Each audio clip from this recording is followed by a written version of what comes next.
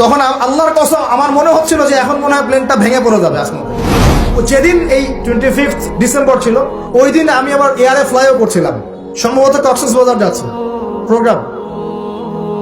তো দেখি যে বিমানের মধ্যেই বলা শুরু করলো যে লেডিস এন্ড জেন্টলম্যান, হ্যাঁ ladies and gentleman, welcome to our flight, এগুলো বলছে। বলার পরে বলছে যে মেরি ক্রিসমাস, সবাইকে ক্রিসমাসের আন্তরিক শুভেচ্ছা। তখন আল্লাহর কসম আমার মনে হচ্ছিল যে এখন মনে হয় প্লেনটা ভেঙে পড়ে যাবে আসমান থেকে, কারণ আমি একটা জানি। আল্লাহ পাক বলছেন সূরা মারিয়ামের শেষের দিকে পড়ে দেখেন, আল্লাহ পাক বলছেন ওয়াকালু ইত্তাখাযার রহমানু ওয়ালাদা, তারা বলে রহমান সন্তান গ্রহণ করেছেন। আউযুবিল্লাহ।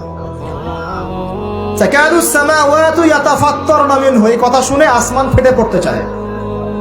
ওয়া তানশাক্কুল আরদ, জমিন চৌচির হতে চায়। ওয়া তাখিরুল জিবালু হাদ্দা, পর্বত ফেটে পড়তে চায়, চৌচির হতে চায়। সুবহানাল্লাহ। লাকাদ জিতুম শাইআন ইদ্দা, তোমরা একটা চরম রকম ভয়ঙ্কর মিথ্যা প্রতারণাপূর্ণ কথা নিয়ে এসেছো। যখন বলছে কেউ মেরি ক্রিসমাস, তার মানে সে স্বীকার করছে যে 25শে ডিসেম্বরে আল্লাহ পাক ঈসা আলাইহিস সালামকে জন্ম দিয়েছেন। আউযুবিল্লাহ। তাই কি না? বুঝতে পারেন না কথা? আর আমরা নামাজে বলছি লাম ইয়ালিদ ওয়া লাম ইউলাদ, কুল হুয়াল্লাহু আহাদ আল্লাহুস সামাদ। লাম ইয়ালিদ, তিনি কাউকে জন্ম দেন নাই। ওয়া লাম ইউলাদ, তাকেও কেউ জন্ম দেয়নি। ওয়া লাম ইয়াকুল লাহু কুফুয়ান আহাদ। একবার এই সূরা পড়লে কোরআনে 3 ভাগের 1 ভাগ পড়ার নেকি হয়ে যায়। 3 বার পড়লে 1 খতম কোরআনের নেকি হয়ে যায়। এমনি এমনি হয় না, কারণ কোরআনের 3 ভাগের 1 ভাগ হচ্ছে আল্লাহর তাওহীদ। কোরআনের 3 ভাগের 1 ভাগ কি? আল্লাহর তাওহীদ। এই যে 3 ভাগের 1 ভাগ। আর 1 ভাগ হচ্ছে হুকুম আহকাম, কি করবে কি করবে না। আর 1 ভাগ হচ্ছে হিস্ট্রি, ইতিহাস, কি হয়েছে এই পর্যন্ত বিশ্বে। কোরআন 3 ভাগে ভাগ করতে পারবেন আপনি।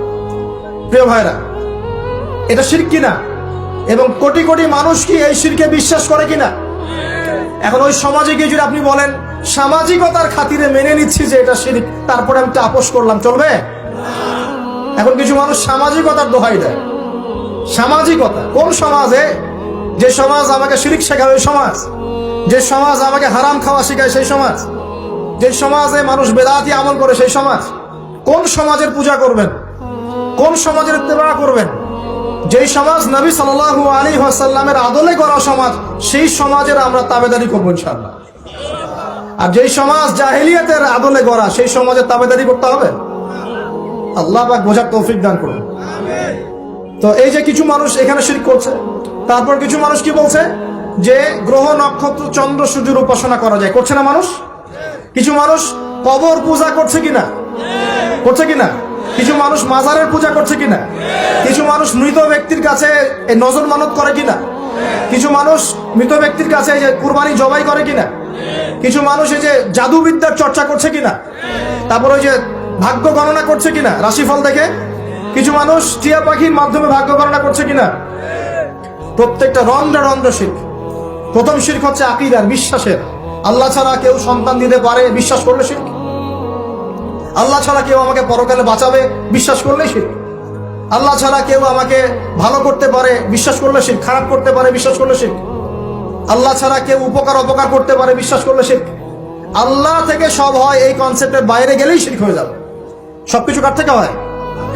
তো এই যে লা ইলাহা ইল্লাল্লাহ একটা আকীদার বিষয়। প্রথমে আকীদার মধ্যে শিরক ঢুকেছে, একটা শিরক ঢুকেছে আমলের মধ্যে। আর শিরকু ফিল আমালি, আমলগুলোর মধ্যে। কিরকম?